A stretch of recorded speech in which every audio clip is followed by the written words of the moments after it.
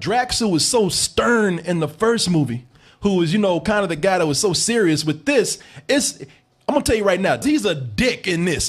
He's that character. He's been hanging out with dicks for a long time. I'm about to say they've been rubbing off on each other. Wow, dicks rubbing off on each other. Okay. I didn't take it there, brother. That was all you. Of course.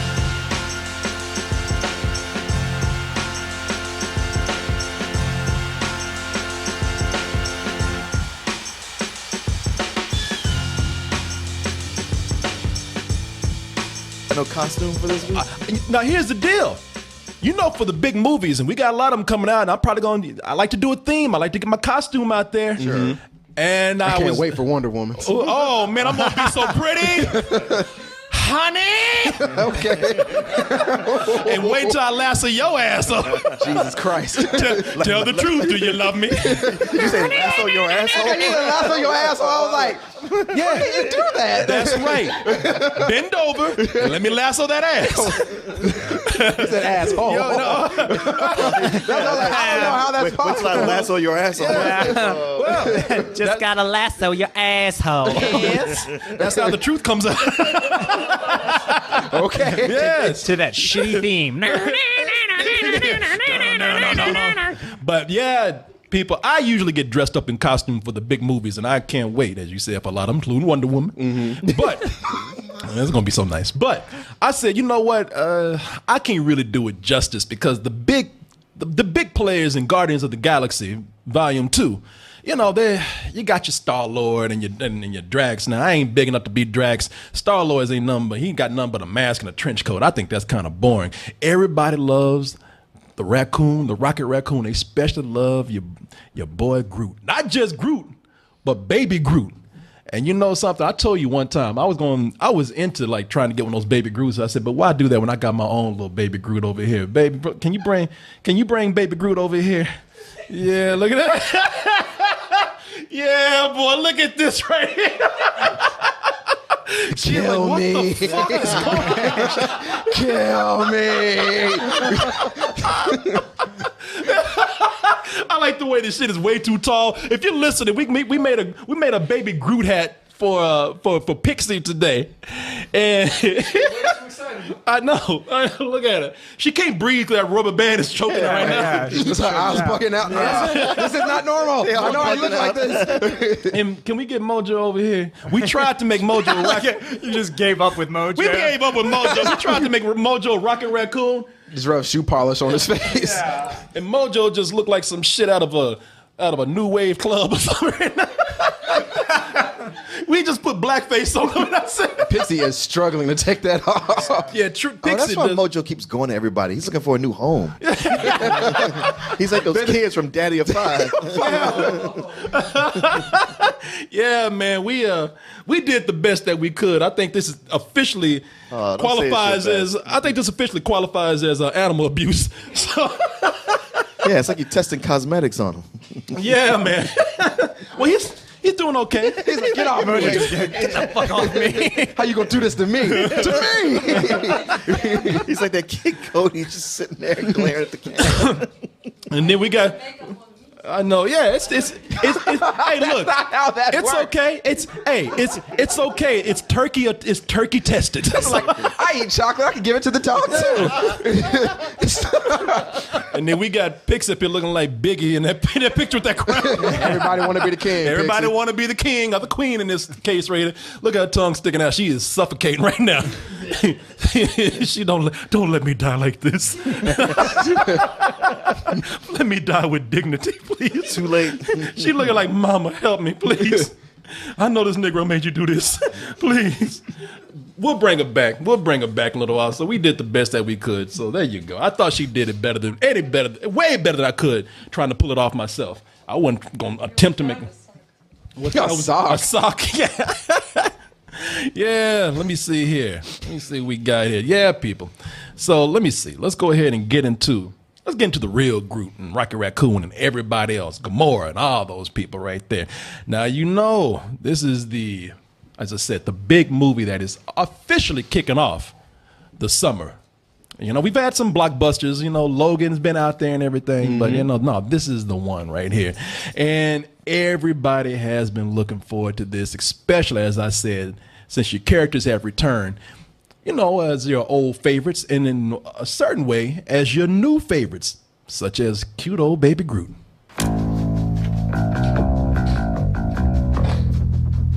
They told me you people were conceited douchebags, but that isn't true at all.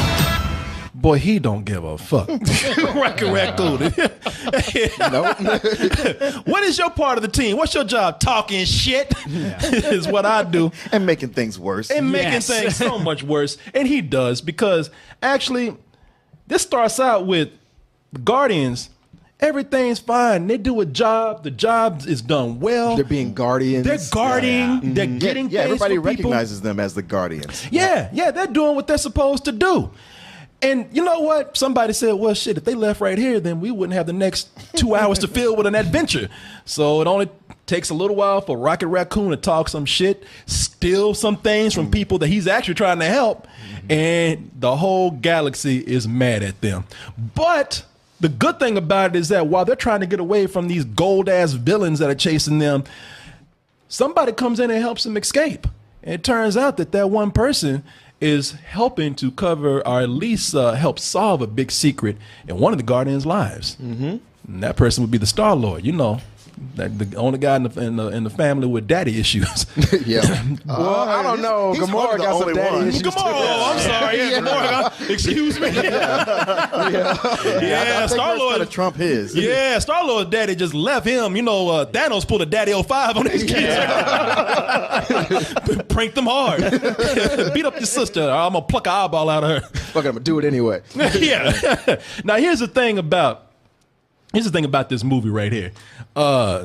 With this, Marvel, they told you, once we get into space, we ain't gonna give a fuck no more about anything. Marvel, they said, look, if you want to get all serious, go. You want to talk politics, you go do that shit with Captain America. You want to slum it and run them streets, go hang out in some dirty ass alley with the Defenders.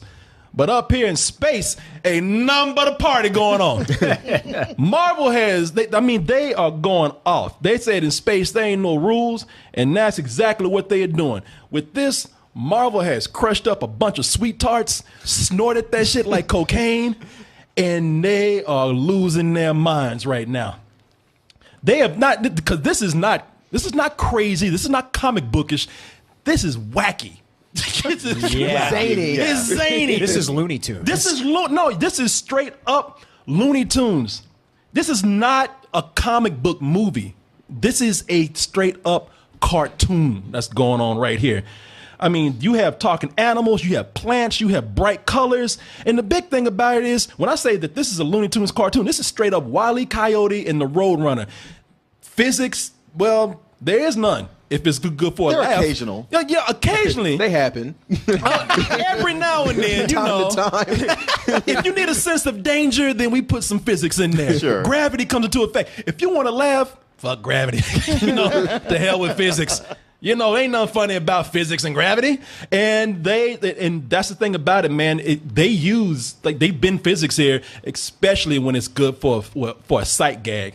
We all saw that part in the trailer where Rocket Raccoon is using that anti-gravity machine, and with that, they continue that joke on and on. I mean, he treats them like a bouncing ball. Right. It's all just colors and cosmic shit everywhere. So yeah. Have fun. It's a cartoon / comic book. Yeah. Everything that you enjoyed or you liked about the first one, they go like, did you like that? Because we got 5 more of these. Did you like that? A lot more of that, too. Here you go. Everything you liked. How'd you like that cameo from that one character? Yeah, it was cool. There he is. There he is. Stan Lee. Boom, boom. How do you feel about stingers? Oh, yeah, I like those 2 stingers. Oh, yeah. 2? Oh, no, man. We got 8 stingers. 2? Are you crazy? That's not a joke. That's not a joke. No. You got some space on that plate right there. Here, go have another helping. Stingers here, they are 5-course meal. Yeah. You gonna keep your ass in that theater until the credits are done. Yeah. You ain't going nowhere. I mean, to its credit, usually you get the one stinger and then you got to sit there and wait through all these credits to get to another one. So at least they keep feeding them to you while you're waiting for that last one. I tell you what, I don't even know if we saw the last one. It was just a point where it's like, okay, I gotta go. I gotta get the fuck out of here. It was funny too, because it was funny looking at the people who sat up there and waited, and they were about to get up and like, shit. And they about to get up like, fuck. God damn it. I gotta go. The babysitter's charging me double. Come on. I gotta piss. Yeah, the movie was kind of like, no, wait, one more thing. And No, what? No, wait, for real. One more. But how you feel, man, about that? About the stingers or just the tone? No, about the tone. And if you want to talk about the stingers, you can mention those too. If you liked the goofy tone of the first one and you wanted more of that, you definitely get a lot more of it here. Like it dials it way up. And I've heard a few people say that they like that about this, and I've heard a few people say they don't like that about this. It is eye candy in the most literal sense, because it looks like people just threw up Skittles for about 5 minutes at a time on here. I mean, it is just nothing but these bright colors going on, and I think it's actually done on purpose, because right now, if you look, these Guardians, they pimping them Skittles right now. Oh, they shit. slanging that candy. Yeah. Because I was like, that's why it all looks like a Skittles commercial. Because I was looking at this like, damn, I really want some Skittles. I'm like, you motherfuckers, man. They spent the whole movie running away from lemon-flavored Skittles. They really did. You talk about multi-purposing. They don't have to shoot separate commercials. They can just take a few scenes from the movie. They're on Skittles Planet. I mean, yeah. This movie looks delicious. Yeah, you want to lick the screen like Willy Wonka. I mean, they are running from fruit flavors in the movie. You know? Yeah, it's like a giant bowl of fruity pebbles chasing them half the time. And it's funny too, because on they gonna make sure you buy some Skittles, because I was on the internet today and I saw it a lot. Like, I was on one page like looking at something, I went to another web page and they're like, hey, where you going? They're like, hey, Stanley, you gonna eat this candy, you gonna buy this shit. Damn, do they really need to do that? No, man, they didn't. But at the same time, I guarantee you walk out this movie, you're going to be like, man, I really want something fruit flavored like Skittles right now. I want some candy. Ow. rock on. But for this movie right here, you have a lot of things that are happening here. And a lot of these things that are happening, they're taking a lot of references from the comics. And with some of the things that they're trying to do, like bring in the Jack Kirby designs and a lot of the really fantastical stuff that goes on in these comics, I think the way to easily digest it is to kind of add it with humor. Sure. Is to kind of go in there and just make it so fast-paced and fun that a lot of people are not going to sit up here and be like, oh, well, that's ridiculous and that looks silly. The juxtaposition of something like that and then being very serious to be like, wow, that makes no sense. Why are you going about it this route? Even when they're fighting ferocious, big, scary monsters, man, you're looking at it like, oh, that's cute. That doesn't make any sense. I tried telling Skin him is that. the same level of thickness from the inside as from the outside. I realize that. You know, I'm glad that monster ate some movie lights before. Before Drax went in. And then he was even shooting out like rainbow flames. Yeah, it was.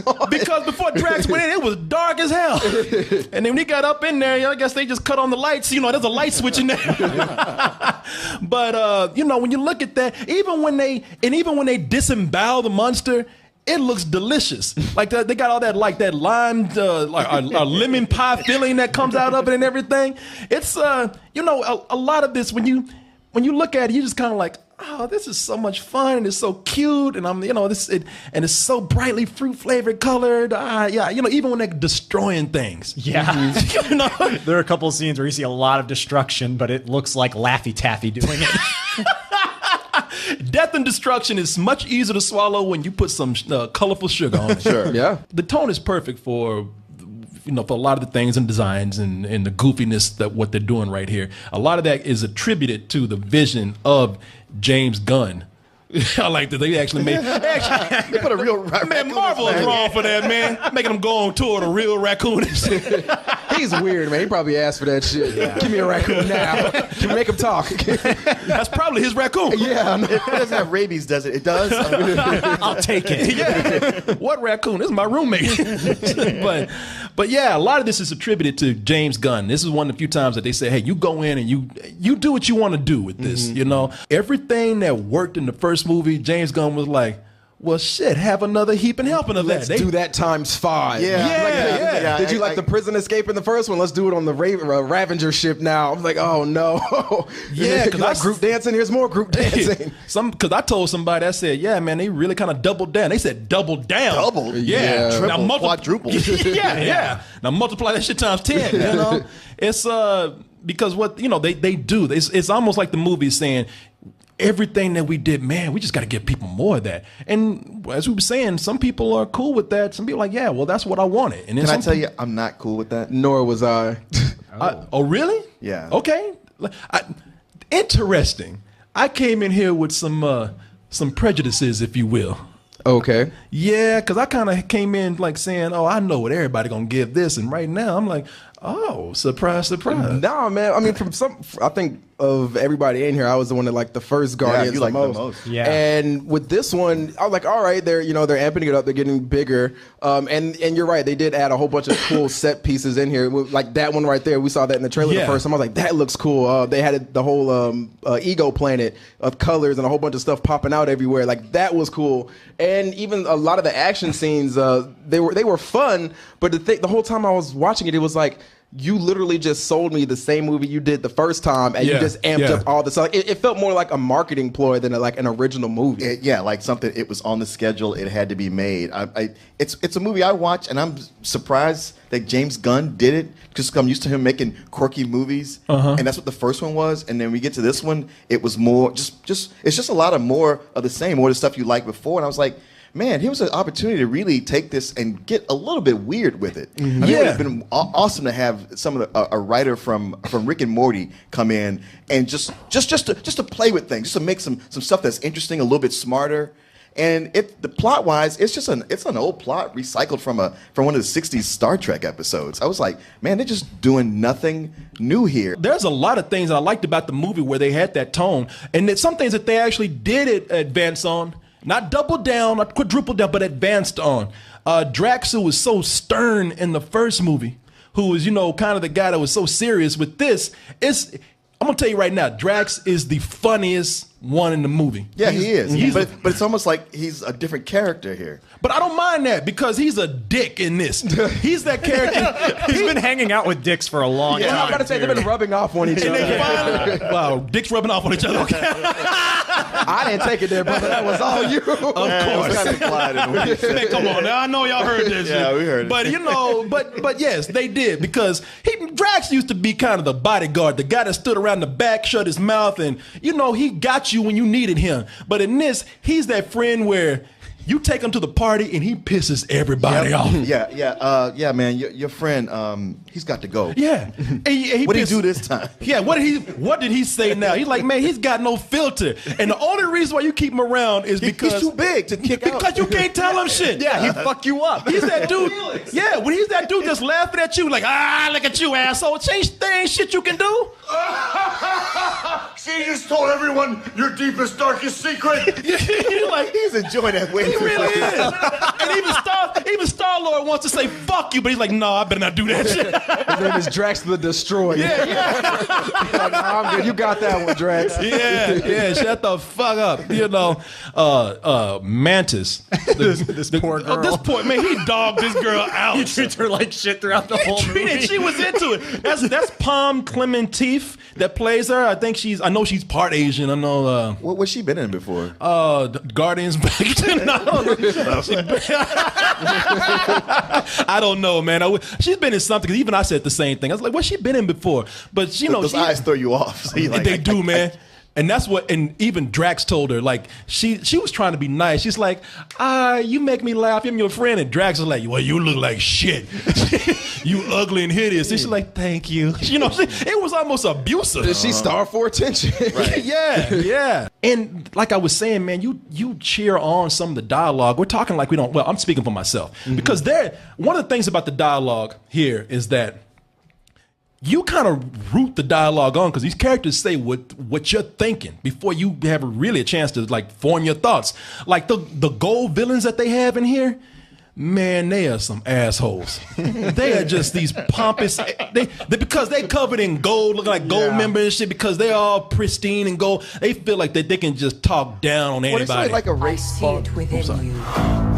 Fear, jealousy, betrayal. After that, you start to say something, but Raccoon got your back. You know, they told me you people were conceited douchebags. You know, like, damn, I was thinking about that bitch too. You know, it's and really you think about like, okay, this is why I sometimes love the dialogue with these characters because I see some of the assholes in the movie and they vocalize it. Well, they just seem like a race spawn from Paris Hilton. They totally do. Man, they really do. They really do. I love how they turned on each other over the course of the movie, where they talk shit to each other. Yeah. It's hilarious. There's some really clever things in here. Like we'll talk about in a little bit, but how they bring in some of the '80s themes and whatnot. They bring it in cleverly. What were you gonna say though? Were you gonna say something? No. Just I dug these villains a lot. Actually, I did too. I thought that they were gonna be really boring, man. Yeah. And they're not even villains because the Guardians fuck with them. That's true. Yeah, they hired them. Justifiably mad. Yeah, you need to go talk to Queen Aisha. What? Yeah, they it's funny the way the movie gets you to root against them where you really think about like, no, they didn't do anything. Yeah. They paid these people, man. But they are really douchey. No, they are. They kind of had it coming. No, they didn't. They didn't. If somebody hires you for a job and you take something from them, they have the right to persecute you. Yeah, but they're so douchey about it. They are. And what happens, that All you gotta do is turn around and leave. You got your money. but Just not, go. not You got Rocket more Man. than enough. But of course, the one that everybody loves is Baby Groot.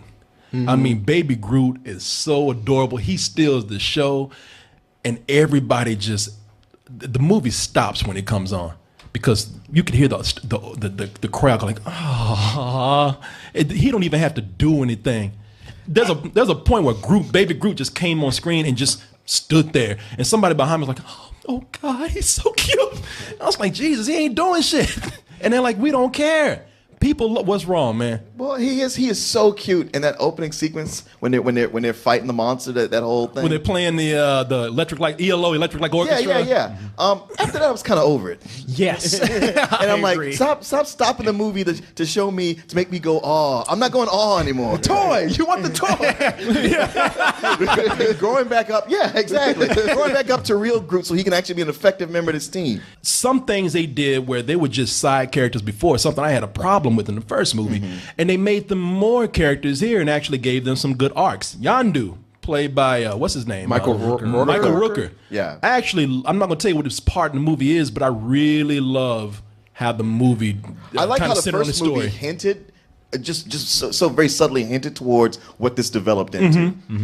Oh, Jesus Christ. I hated every time the Ravengers were on the screen, man. I feel like they were unnecessary. Like his part, I understand that they was developing something that tied back in, but everyone else with was it Taserface and them? Well, everybody in his crew, they felt like the pirates from the Pirates movie. Movies, Yeah, they and did. they were all overacting. Whenever oh, something boy, was were going, they overacting. when something evil would happen, like that was just They're like, yeah, that was one dude even looking at the screen. Oh, this is some good shit. I think he was actually tweaking. Oh fuck, this shit just kicked in. It was, bro. You been there? I see. Bro, like, yeah, my shit is kicking in just now.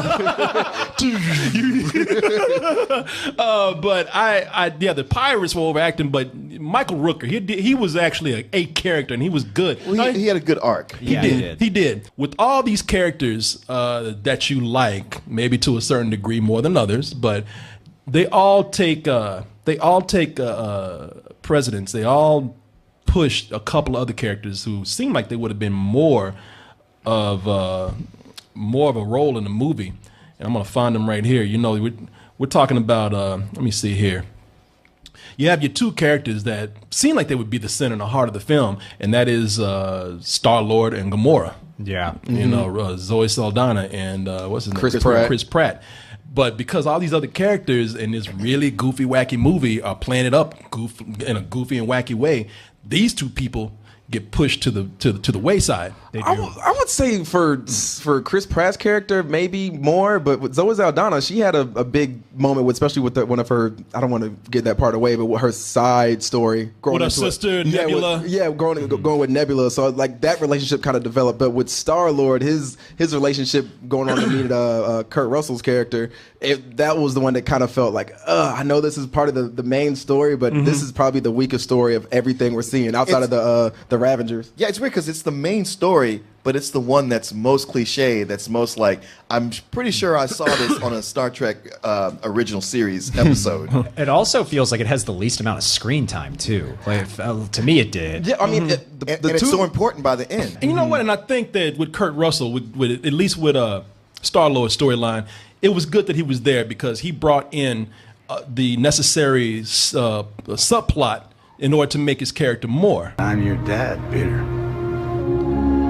It's like, damn, my dad is sexy. Because he's looking at him and he's like, fuck, man. Because that's Kurt Russell, man. I mean, ego is the right name because Kurt Russell knows that he looks good in this movie. And he's like, don't bring that shit good for an old man. No, I'm a good looking man. Right. Yeah. Get it right. And he really is, man. He's Ego. For those of you who know the comics, he's Ego, the living planet. I didn't know about Ego, to be honest with you, until recently. But I think that what they did with him as far as being a living planet, they actually did well with that. Well, I was curious about that because how was this fully formed human going to be the living planet? Because every time you see Ego in the comics, it's that planet that has a face. The old man face on it, yeah. But here he's mostly human right here. Right. And like a manifestation. Yeah, I'm not going to say too much, but I think, again, with a really crazy concept like a living planet, they did pretty well balancing that out with the movie. With Marvel, one thing they can say is, like, whether you like our movies or not, nobody tops us on making old actors look young. Their technology for that is like between Civil War, what they did with Robert Downey Jr. and Kurt Russell here. You're like, God damn, actors, I don't think we need you anymore. Man, our computers can do it all. At the beginning, they start out with Kurt Russell in Missouri in 1980. And you're like, God, I'm looking for stuff. But with both those actors, we know what they look like when they were that age. And it's like, damn, that's dead on. And you know, they... In the music, everybody's talking about how great the soundtrack is, and it is. It's a great compilation of 70s and 80s music. And I will say I admire one way that they brought one particular song in. It's from the 1970s band Looking Glass. Yeah. They brought it into. It's the theme of the movie. It's a theme, and it works well. And it's the emotional resonance of the story. And everybody's heard that song. Brandy, you're a fine girl. When the bars closed down. Is that shirt tied in a knot? Yeah, the 70s, dude. It really was the 70s, man. Yeah, they didn't give a fuck in the 70s. Brandy walks through a silent town, loves a man who's not around. And he got that creepy ass stare. And I love the way, you know, he got his shirt wide open and ain't got no chest. His chest just sunken in. Right? It's funny in the 70s, Eddie, you either got crazy or you were casual as fuck. Yeah. In fact, like he looked like he just got through busking on the street. Like the audience is throwing change at him right now. Thanks, guys.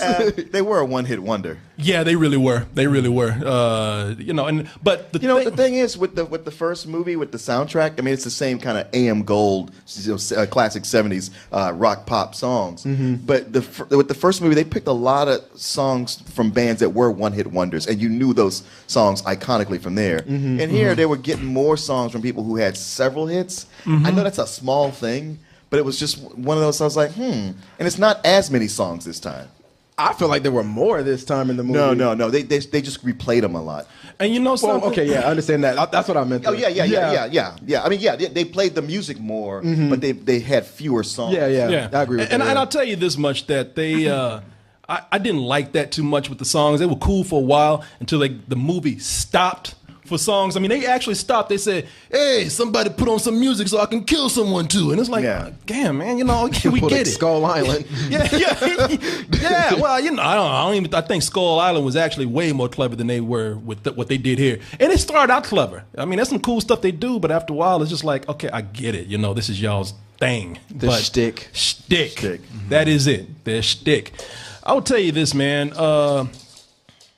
I felt like to close it right here, and I'm just going to do one more thing here to show you because it really does prove a point. Because while the dialogue is really fun in here, and these characters are going back, because part of the doubling down again is having these characters go back to riffing on each other, talking shit to each other, and sometimes that can be funny, but sometimes it just feels like it feels like a sitcom. Eyesight works, you stupid raccoon. Don't call me a raccoon! I'm sorry. I meant trash panda. It's so much worse. I burned you, dude. I got you. This is almost like a episode of Saved by the Bell in space, man. Yeah. But I mean, the first one felt like that too. Not like Dude, this. this is to the extreme. Like with the first Guardians, it kind of felt like there was you set him off.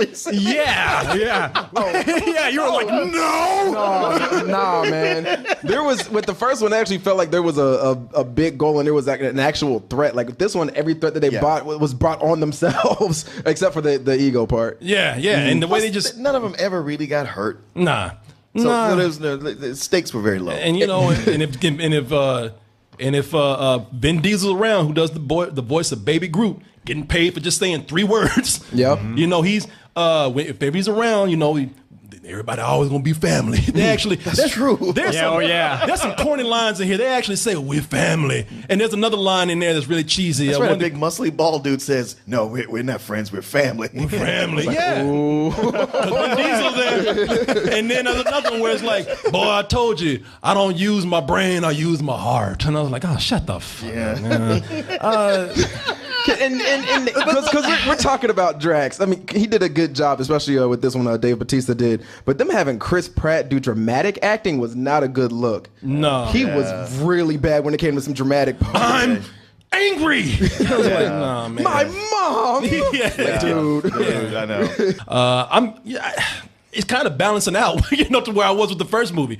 It's a matinee, and it's a very fun, good matinee, and I'm just doing that as a grade. I think for people who really like the first one and going to see this one, you'll enjoy yourself, even if you pay full price. But as a grade, as a quality of film, a lot of stuff that they had some missteps with, and it brings it down to an enthusiastic matinee for me. It pains me to say this because I was close to giving this a rental, to be honest with you. But for the stuff that I did enjoy, I think it brought it back up to a matinee because I can't say I didn't have fun watching the movie, and it was visual candy. Martin, sir. Well, to make my job easier, copy paste everything he just said. I mean, really, you named just about all of it, and I feel exactly the same way. And I was a big fan of the first one. I was so surprised by how much I enjoyed it. And watching this one, I was like, yeah, it's that spark of originality where with the first one, I didn't know what was going to happen next. Yeah, it rises up to a matinee. I won't say an enthusiastic matinee, but a matinee. Sir. I'm so happy because we have a YouTube review where I like the movie more than all of you guys. It's finally happened. Good, man. You needed one. I know. People like, does he like anything? I know. It's like I do, but a lot of those reviews are on SoundCloud. God damn it. To your guys' points, I agree with a lot of your criticisms. I guess I just don't feel as strongly about them as you do. Comparing it to the first one, I liked the first one, but I don't think I liked it quite as much as you guys did because I wish it got goofier because there were times to me where the first one felt a little bit like it was falling into that formula a little bit too much of stop the bad guy from getting the magic rock. And this one, while it definitely has some of those tropes, I personally really liked that it felt like a long ass Looney Tunes cartoon. And to me, it kind of reminded me. You got it. Yeah. So if you want something other than that, you might be a little let down by it. But I think if you wanted the first one to be even zanier and goofier, I think you'll really go with this. It kind of reminded me of Fate of the Furious, where it's like it's a movie that's full of flaws that I still had a ton of fun with. So I give it a full price. It is kind of like Fast and Furious. You know, when you put it like that, I mean, I don't switch my opinion, but I understand where you're coming from. No, it is like Fast and Furious in space, except this is more realistic. Yeah. I had too much fun in this to not give it a full price. Yeah. Okay. I mean, and that's fair. You're the person I'm talking about when I say you'll probably enjoy it for what it is. Yeah. And that's cool. I don't think it's a bad movie at all, and it's a lot of fun. Baby, can I get my baby Groot one more time before we get on out of here? Choke that dog out again. Choke that complete my job. Where I failed before, huh? Oh yeah, choke out again. yeah, I do. So, you didn't have to go anywhere, Gertz, but it's all right. Gertz, let me get the fuck out of here before I see a dog death right now. Yeah, I want to be witness to a dog murder. Yeah. People, if anybody wants to rip my dog out for a baby Groot, you can, because this shit works.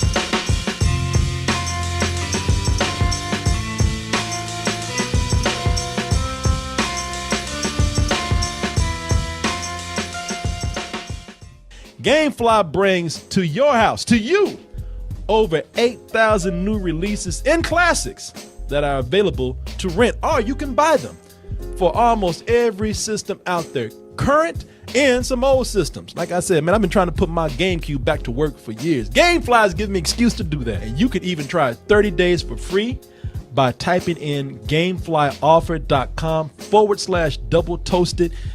And when you do that, you'll get 30 days for free of games and movies. Get all those things, all of them at once. Just stay in the house. Don't go nowhere because they're all going to get brought right to your mailbox. You can also bring the element of surprise every month to your home in the form of a Loot Crate mystery box. In that box, I can't tell you what it is, but I can guarantee you it is the best in geek and gaming gear. Some people say it's like having Comic-Con brought right to your home. You don't have to leave the house for nothing. You're getting all kind of stuff. And everybody likes a little surprise every month, just a little bit. And here's another surprise for you. You know, if you go to our link, trylootcrate.com/double toasted, and you type in bridge 10, that's the word bridge and the number 10, you can get 10% off, a 10% discount on your first crate. How's that for a surprise right there? Loot Crate, bring the mystery and the surprise to your mailbox once a month with Loot Crate. Hey everyone, thanks for watching, and be sure to subscribe to our channel and go over to our home, doubletoasted.com, for more videos and live streams. And remember, stay toasty.